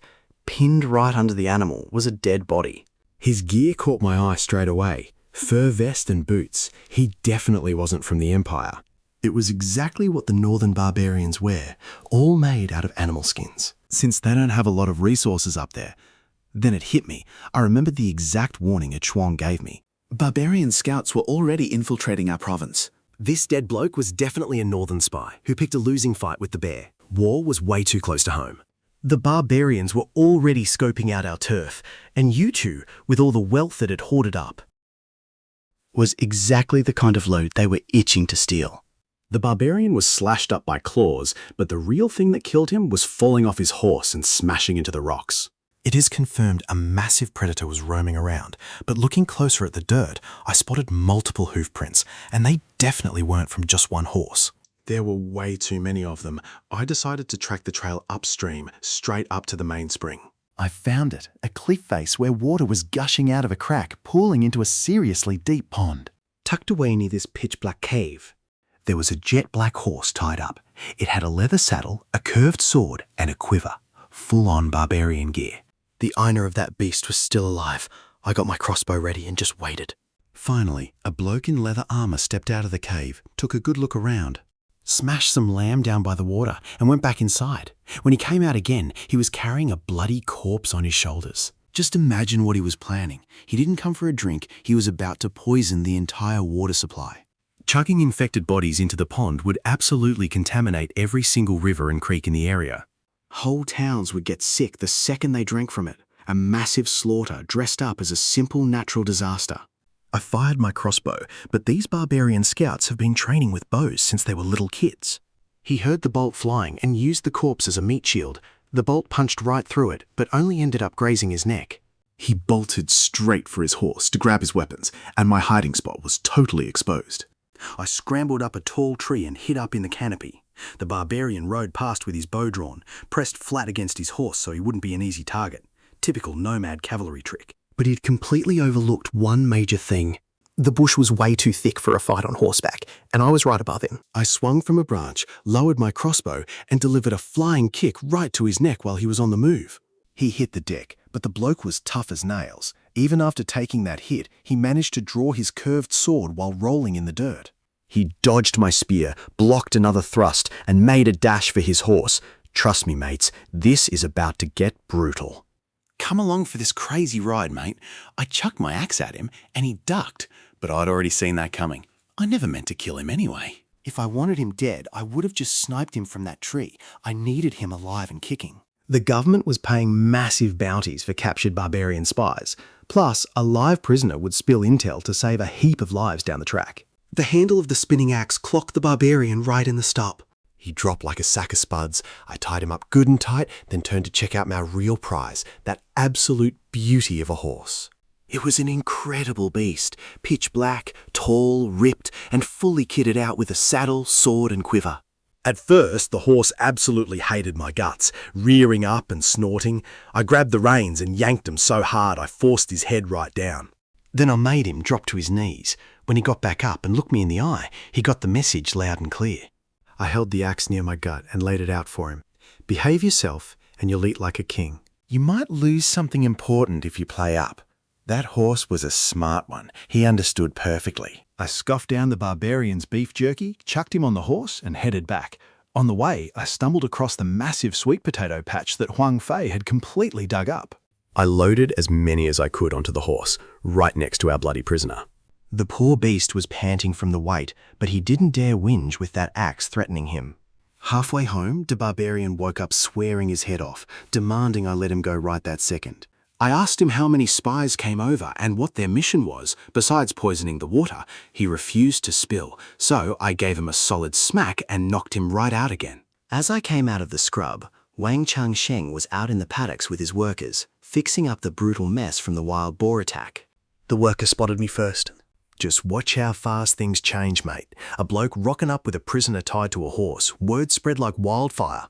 When they clocked the sheepskin boots as barbarian gear, they were absolutely gobsmacked. Catching a northern spy alive was a massive win, with a whopping great bounty from the government. Huang Changsheng heard his men hyping me up and completely lost the plot. He stormed over, blocked my path with his face red as a beetroot, and called me the curse of the village. He came at me with 1,000 accusations, said my parents carking it was entirely my fault. That the famine was my fault. That my house caused the boars to come down and wreck everything. He reckoned I caused Wang Fei's death by handing weapons out to the boys, and even worse, that I'd tricked his brother into sleeping with his missus, bringing shame on his family. You and I both know that last bit was dead set true. His brother caved way too easily. I just stood there smirking, letting him have his whinge, waiting to see where this whole performance was going. Huang Changsheng just kept carrying on. He called me a bloody curse on the village, blaming me for everything. The famine, the boars, Huang Fei dying, and his brother stabbing him in the back. He pointed his finger right at me and called me an animal. Then he declared that using his massive authority as village chief, he was booting me out of the place for good. I nearly died laughing. I asked him if he was offering me his job by any chance. That made him chuck an even bigger wobbly. He convinced himself that my plan all along was to pinch his spot as chief. That I got his brother to sleep with his missus just to trash the Wang family's reputation. When I finally lost my patience and shoved him straight into the muddy paddock, he stumbled away, screaming bloody murder, falling flat on his face the whole way. Walking home, I realized those brothers were a genuine threat, not to me, but to my wives. I'd be heading into the county town soon to hand over this barbarian spy. And Huang Changsheng and his brother were exactly the kind of scum who'd try something dodgy while I was gone. I needed to tell Tian Laoba and the boys to keep a close eye on my place. I couldn't just rock up and kill Huang Changsheng like that. He was still an official, but his brother, Huang Changsuen, was a different story. One wrong move and I'd finish him without a second thought. What I didn't know was that behind my back, those two were already scheming. Huang Changsuen laid out a plan to his brother. Wait until I headed off to the county with the prisoner. Then break into my house, attack both sisters, and burn the whole bloody lot to the ground with the evidence inside. And use their workers as an alibi. Wang Changsheng agreed straight away. They wanted payback for every bit of humiliation.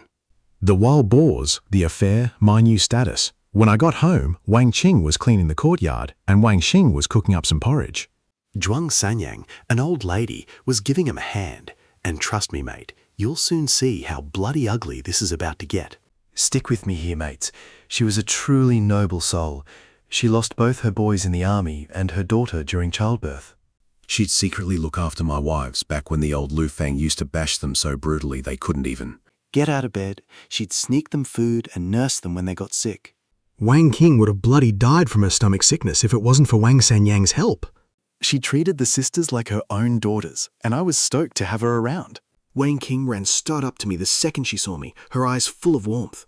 Back home, the sisters shyly asked if they could spare a bit of grain for Wang Sanyang. The old lady's hubby broke his leg taking a tumble off a mountain while looking for firewood. They hadn't had a single bite to eat for 2 whole days. The sisters were looking at me with massive, incredibly nervous eyes. In the past, asking for anything would have copped them a brutal beating. I told them it was no worries at all.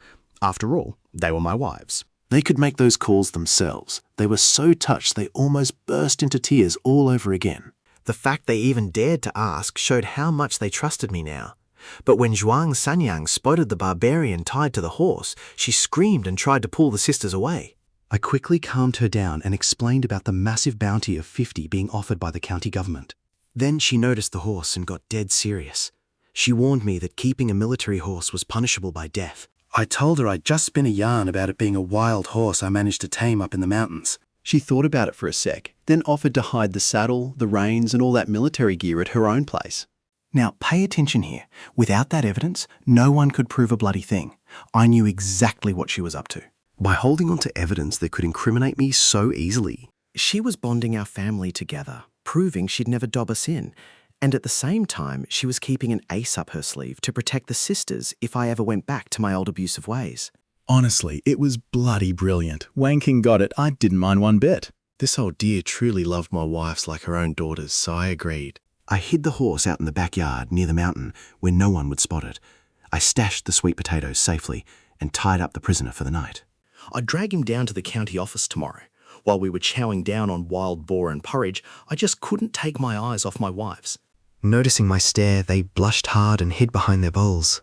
I told them to eat up because they'd need all their energy tonight. Then I asked them to boil a massive pot of water. They had no clue why. I told them it was bath time and that I'd be teaching them a few new tricks tonight.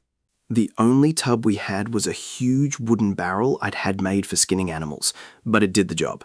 Seeing them squeezed in there so tight, I made a mental note to order a proper bath, big enough for all 3 of us. When Wang King stepped out of the bedroom door, Fresh from the bath and clutching her clothes, she whispered softly, "Hubby, I'm ready." Well, everything else could wait until tomorrow. We had an absolutely unbelievable night. I know exactly what you're all thinking. Yep, I taught them things they'd never even imagined. Wang King was shy, but she kept up with me. Both of them ended up completely knackered. Right before dawn, I chucked the barbarian prisoner onto the ox cart and headed towards the county town. I asked Wang King to bring Zhuang Sanyang over to stay with them while I was gone. She wanted Tian Lewa to watch the house, but the sisters flat out refused. They reckoned it wasn't right having another bloke watch over them with their husband away, so the old lady was definitely the best bet. On the way there, the barbarian played possum, faking being out cold, just waiting for any chance to jump me when the car turned. I snapped his arm for even trying it. He didn't try any more funny business after that. Things got a bit tense at the gate though. The guards spotted the barbarian and instantly surrounded me with their weapons drawn. After I explained myself, they escorted me straight to the county office. My brother-in-law and Charlie Yang met me there, absolutely gobsmacked. He walked me through the whole process. The prison warden would take the prisoner off my hands and hand over the official papers. Then I'd collect the bounty straight from the county treasurer. He joked that my reward was more than his salary for about 3 years. I butted him up, telling him he was an exceptional fighter himself. He bought it, hook, line and sinker. He was a simple bloke with a real good heart. Just then, the warden stepped out. Chen Dianju was an absolute unit, a full head taller than me, twice as wide and pure muscle. Before joining the army, he was a butcher. And trust me, out on the battlefield, this bloke fought like a bloody madman. Come check this out, mates. After wiping out dozens of enemies and nearly carking it, the bloke survived and got himself named Chief Jailer of the county. He was the deadliest warrior in the county. He hoisted the barbarian off the ground with just one hand, like he was nothing but a bloody chook, confirming he was a fair dinkum northern spy. Then he gave me a dead serious glare and asked if I knew that working with the enemy was punishable by death in Yao, a slow execution of 1,000 cuts, mate. He was testing the waters, trying to see if I'd crack under pressure. My brother-in-law started breaking out in a cold sweat. Absolutely terrified that he'd get us in deep trouble, but I held Chen's gaze without blinking and gave it to him straight. Did you reckon I couldn't catch the spy on my own, or are you accusing me of treason, mate? Xiao Liang nearly passed out, but Chen didn't blow his lid. On the contrary, he looked at me with pure shock, almost like he respected me.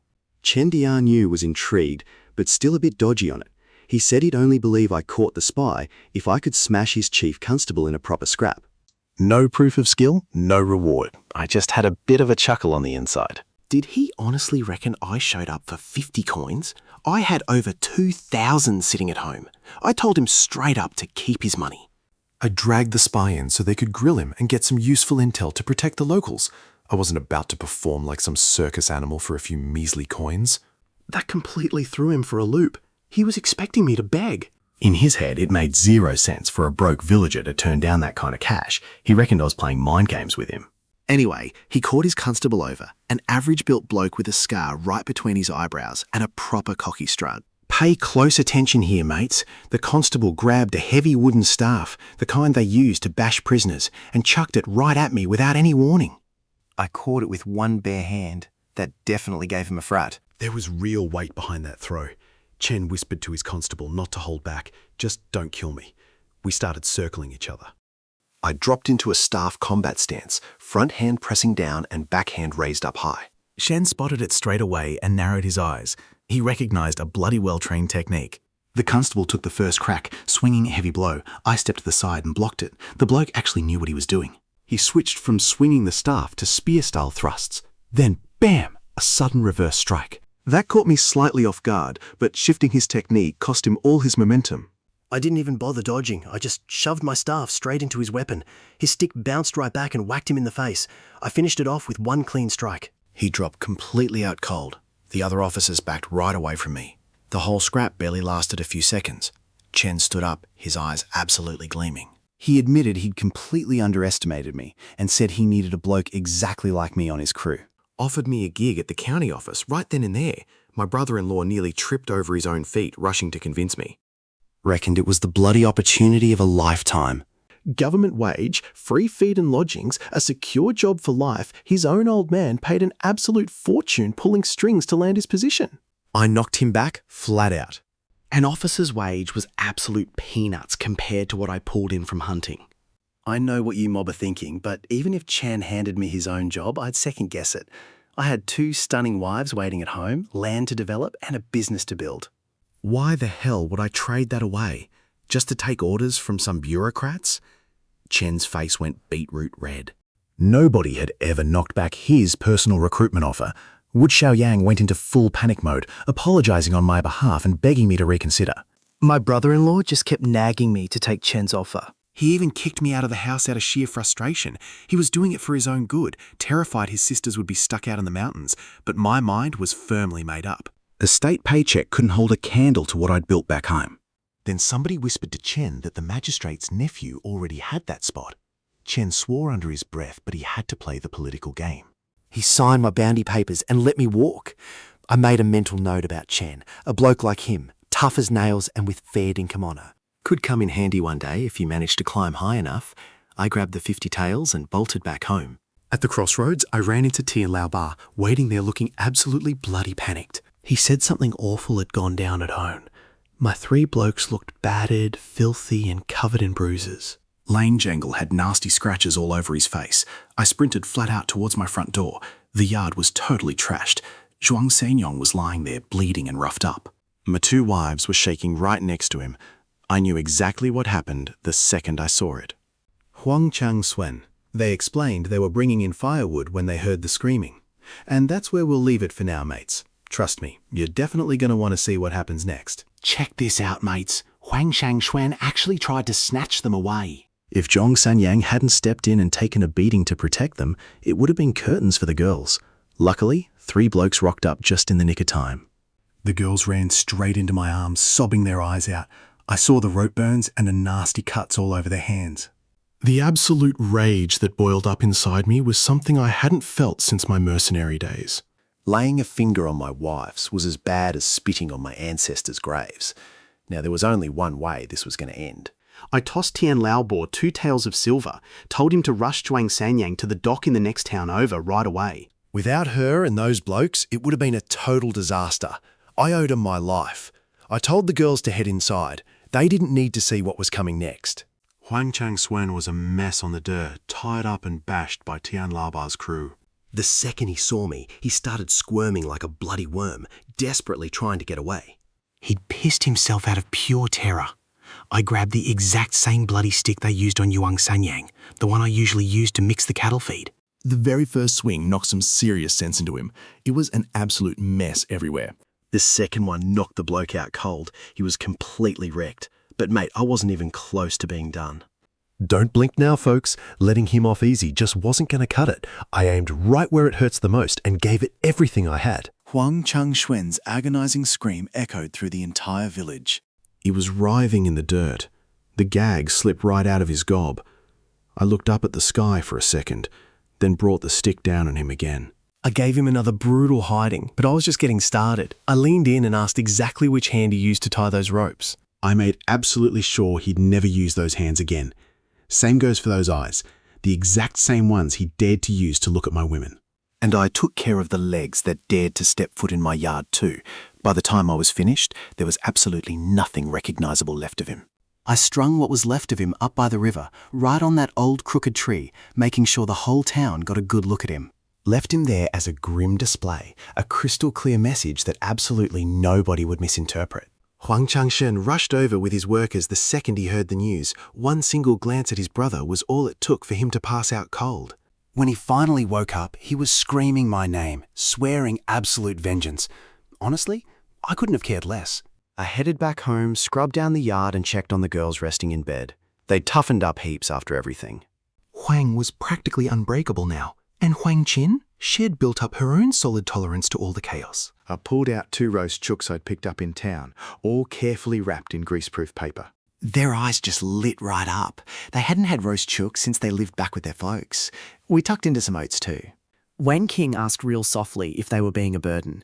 I just pulled them in for a warm hug and told them straight, anyone who even tries to hurt them becomes my absolute worst enemy. Think about it with me, mates. What happened to Huang Chang-swen wasn't just some bloody revenge. It was a crystal clear warning for this entire town.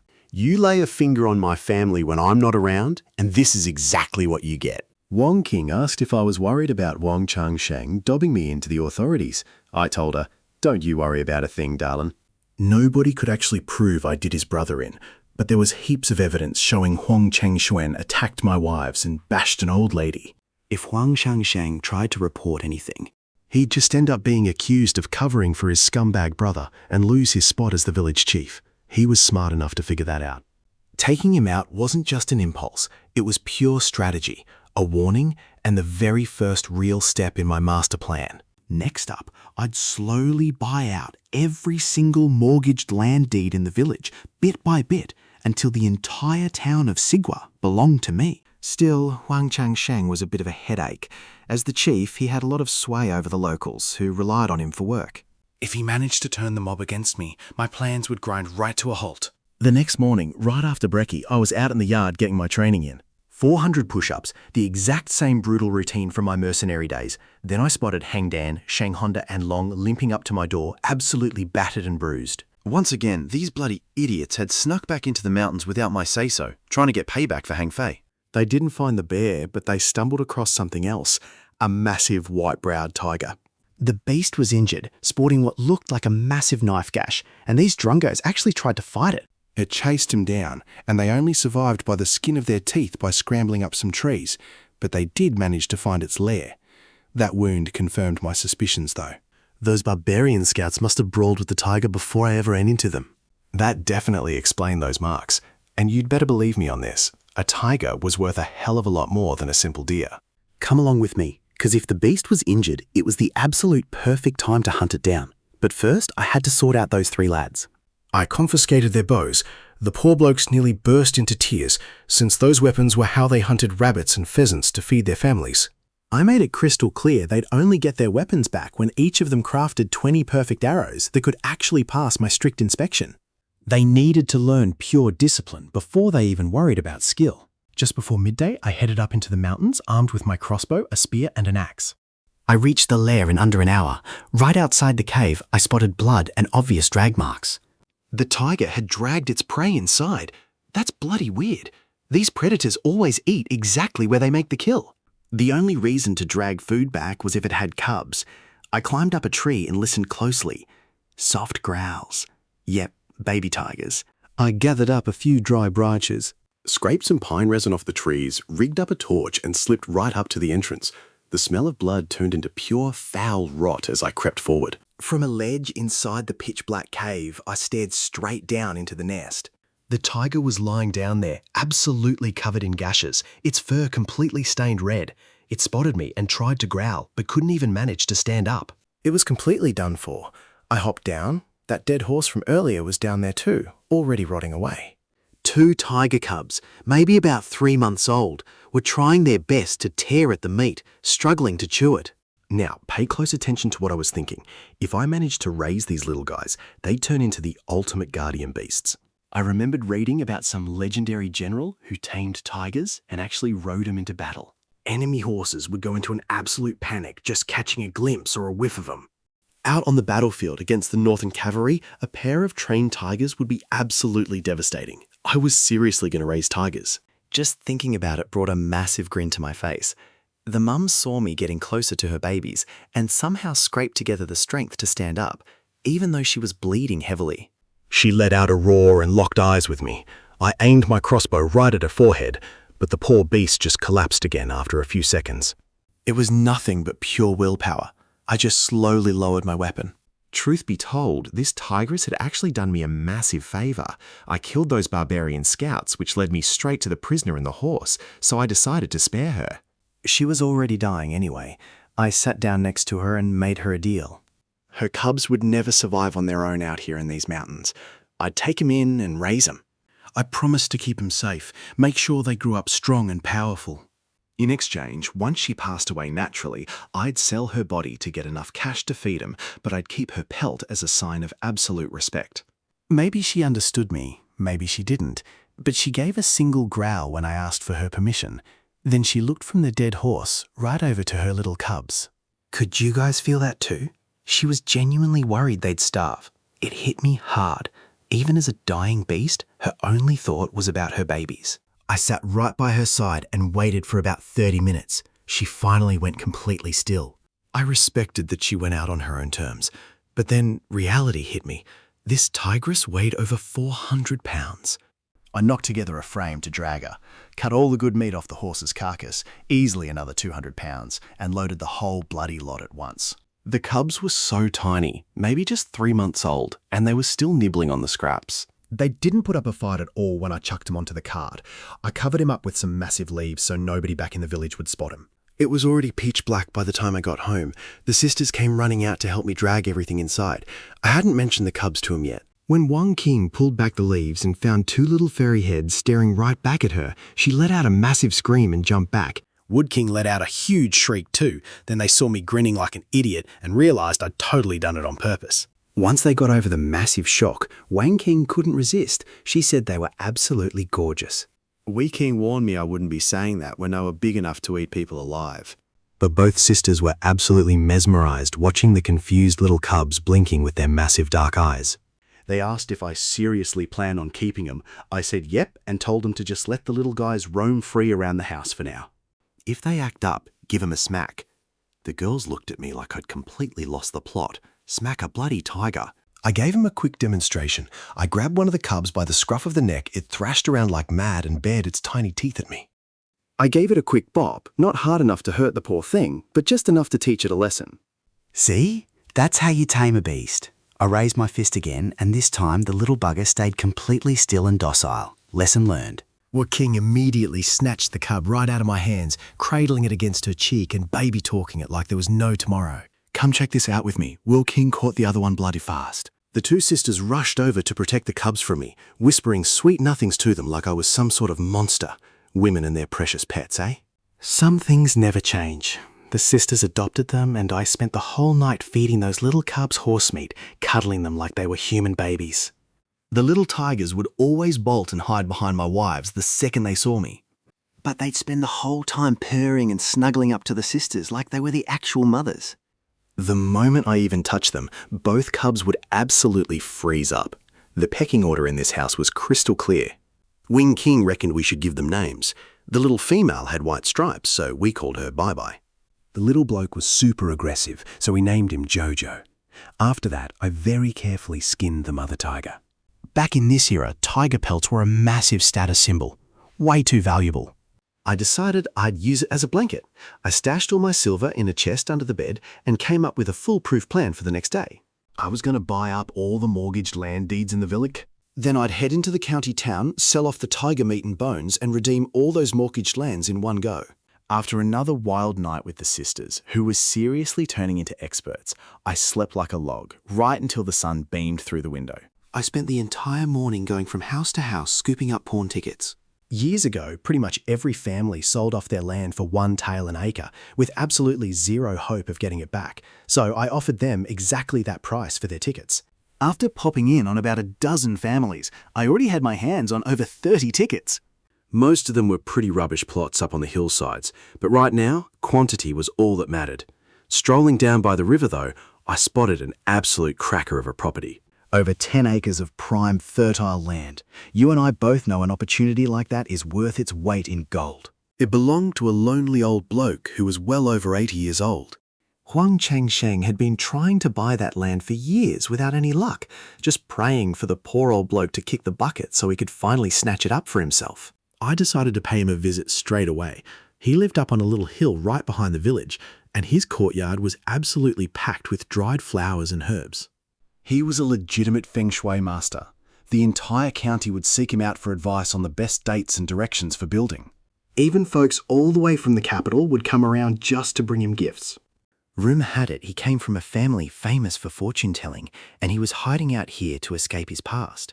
When I rocked up to his door, before I could even introduce myself, the old bloke started talking without even looking up from his tea.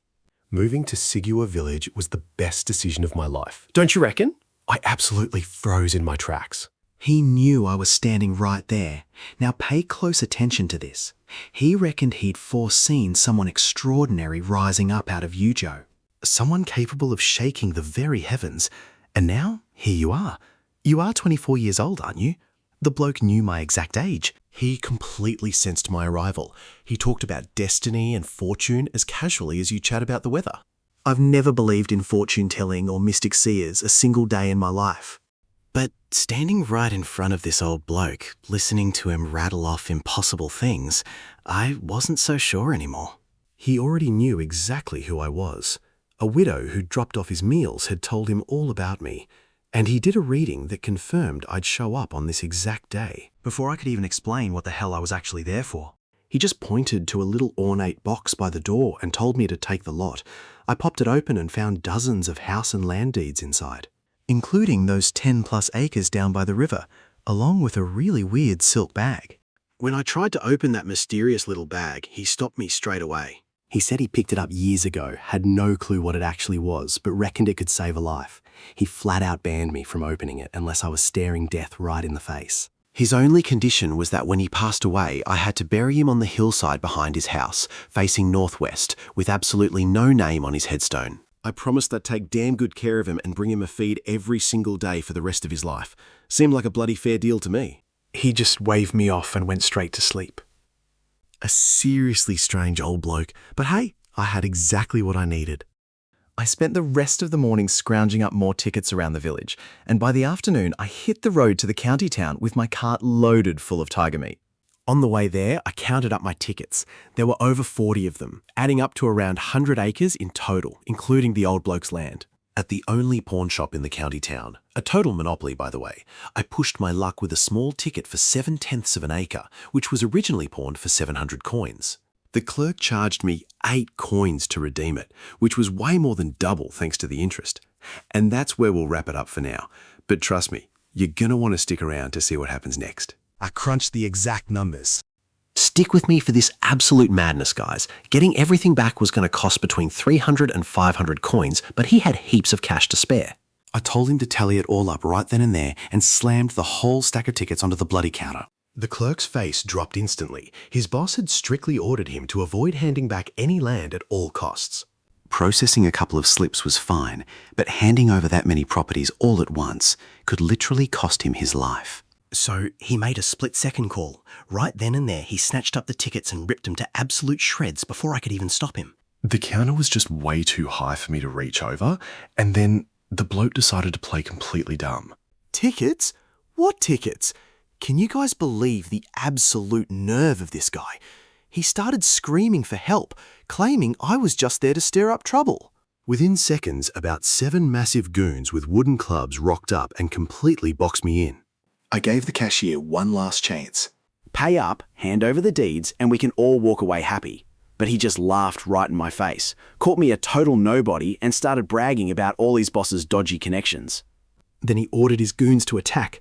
I whipped out my axe, dodged the first brutal swing, and sliced right through one of their arms. I grabbed the dropped club, and within seconds, I sent 6 of those poor bastards flying through the air. I casually strolled straight out into the crowd. And trust me, guys, you do not want to miss the bloody revenge that's coming up next.